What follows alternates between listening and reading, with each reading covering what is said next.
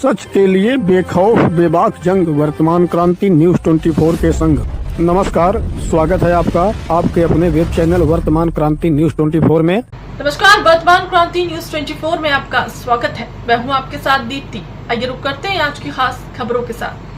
भदोही नगर के मामदेवपुर में बुधवार 24 दिसंबर को विदेशी नस्ल का विशाल उल्लू लोगों के आकर्षण का केंद्र बना रहा। यह उल्लू कहां से उड़कर यहां तक पहुंचा, इसकी जानकारी किसी को नहीं है। सूचना पाकर मौके पर वन विभाग व पुलिस टीम पहुंची थी, मगर उल्लू को पकड़ नहीं पाए। इस विषय में वहां के एक स्थानीय निवासी ने बताया कि मेरा नाम मोहम्मद इरफान अंसारी है। मामदेवपुर रोड है, मदर हलीमा पब्लिक स्कूल के पास है। यहाँ पे उल्लू एक कौवा घेर के मार रहे थे, हमारे बाउंड्री में गिरा था और वो तख्त के नीचे छुपा था और भीड़ भाड़ देख के वो उड़ गया। वन विभाग वाले आए थे, पुलिस वाले आए थे, लेकिन उसको पाए नहीं। वो ऊपर चला गया उड़ के, नीम के दरख्त पे बैठा हुआ है अभी भी।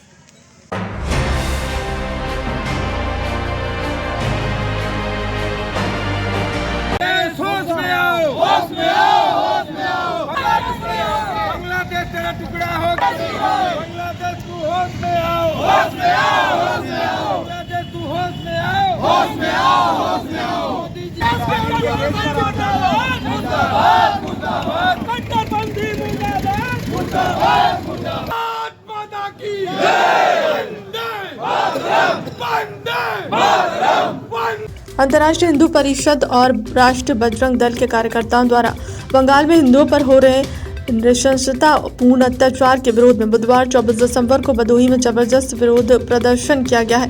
इस दौरान बांग्लादेशी सरकार के खिलाफ नारेबाजी करते हुए हाथों में तख्तियां लेकर दर्जनों की संख्या में हिंदू कार्यकर्ताओं ने रजपुरा चौराहे पर जमकर विरोध प्रदर्शन किया। इसके बाद राज्यपाल को संबोधित ज्ञापन उप जिलाधिकारी भदोही को सौंपा गया। इस अवसर पर काशी प्रांत महामंत्री तरुण कुमार शुक्ला, विनीत बरनवाल, मनीष दुबे, धीरेन्द्र कुमार दुबे, विनोद कुमार तिवारी, सत्यशील गुप्ता, रमेश कुमार, अंजलि मौर्य, राकेश पप्पू तिवारी सहित दर्जन कार्यकर्ता उपस्थित रहे।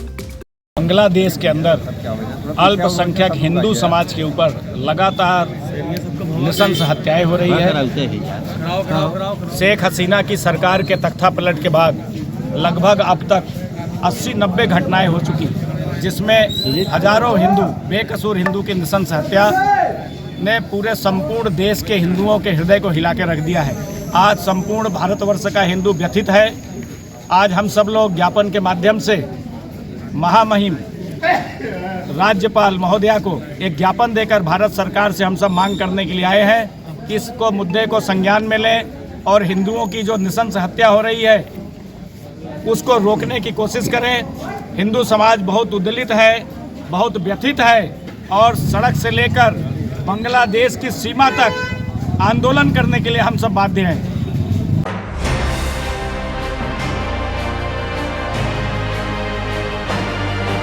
साल 2025 के आखिरी दिनों में भदोही पुलिस द्वारा आम जनमानस के खोए हुए 151 मोबाइल फोन को बरामद करते हुए उनके मालिकों को सौंपा गया, जिनकी अनुमानित कीमत लगभग 24,16,000 रुपये आंकी गई। जनपदीय पुलिस द्वारा 1 जनवरी 2025 से अब तक कुल 730 मोबाइल बरामद किए गए, जिनकी कुल अनुमानित 1,16,80,000 रुपये है। यह उपलब्धि भदोही पुलिस की कर्तव्य निष्ठा, तकनीकी दक्षता और जनसेवा के प्रति समर्पण का प्रतीक है। अपने गुम हुए मोबाइल फोन को वापस पाकर लोगों के चेहरे खुल उठे। लोगों ने भदोही पुलिस का हृदय से आभार जताया। बताते चले कि ज्ञानपुर से 20, गोपीगंज से 23, कोयराना से 4 और भदोही से 43, चोरी के 10, ओराई से 20, उंज से 6 और सुरियावा कोतवाली से 25 मोबाइल मिलाकर कुल 151 मोबाइल उनके मालिकों को सौंपा गया। पूर्व में त्योहारों से पहले जनपद वासियों के लिए कुछ करने का एक जो हमारी मुहिम रहती है, उसी मुहिम के क्रम में आज क्रिसमस और नववर्ष से पहले करीब 151 मोबाइल जो गुम हो गए थे या चोरी हो गए थे, वो उनके स्वामियों को वापस लौटाए गए हैं। इनकी कीमत करीब 24 लाख के आसपास है और इस साल मुझे बताते हुए बहुत हर्ष लग रहा है कि टोटल हमने 730 मोबाइल करीब 1 करोड़ से ऊपर की कीमत के हमने वापस कराए हैं जनपद वासियों को। और इसी तरह से अगले आने वाले टाइम में भी हम इसी क्रम में लोगों के मोबाइल जो खोए हुए, चोरी हुए थे, वापस कराएंगे।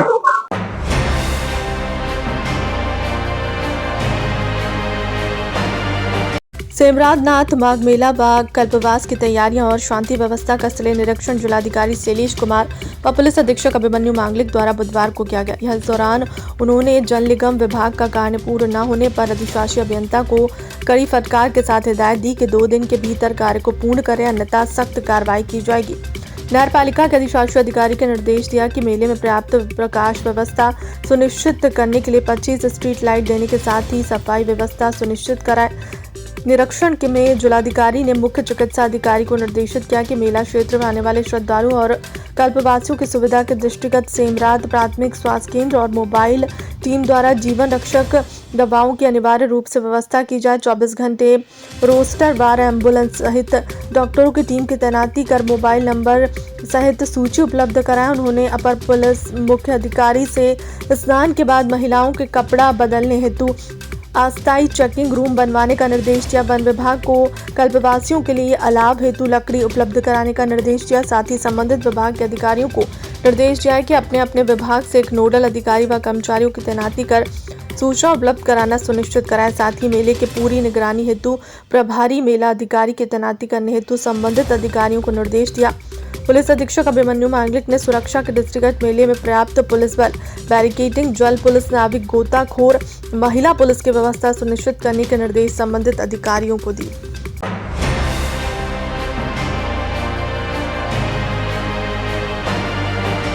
कड़ाके की ठंड व शीतलहर से बचाव के मद्देनजर जिलाधिकारी शैलेश कुमार द्वारा देर शाम जोराई स्थित वनवासी बस्ती में पहुंचकर 30 जरूरतमंद व्यक्तियों को कंबल का वितरण किया गया। इस दौरान बस्ती वासियों से संवाद के क्रम में जिलाधिकारी ने 2 सोलर लाइट व रिबोर कराने के निर्देश दिए। तत्पश्चात जिलाधिकारी ने खावा वीर पहुंचकर 25 गरीबों को कंबल का वितरण किया। कंबल पाकर वंचित के चेहरे व खुशी पर आत्मीय मुस्कान दिखी। उन्होंने मुख्यमंत्री व जिला प्रशासन को धन्यवाद व आभार दिया। जिलाधिकारी ने समस्त उप जिलाधिकारी व तहसीलदारों को निर्देशित करते हुए कहा कि अपने अपने क्षेत्र में जरूरतमंद व्यक्तियों को चिन्हित करते हुए और मलिन बस्तियों में कंबल का वितरण किया जाए। अलाव जलाने की व्यवस्था प्रत्येक प्रमुख चौराहों पर की जाए गए हैं, जिनमें से 1000 कंबल प्रति तहसील वितरण हेतु उपलब्ध करा दिया गया है।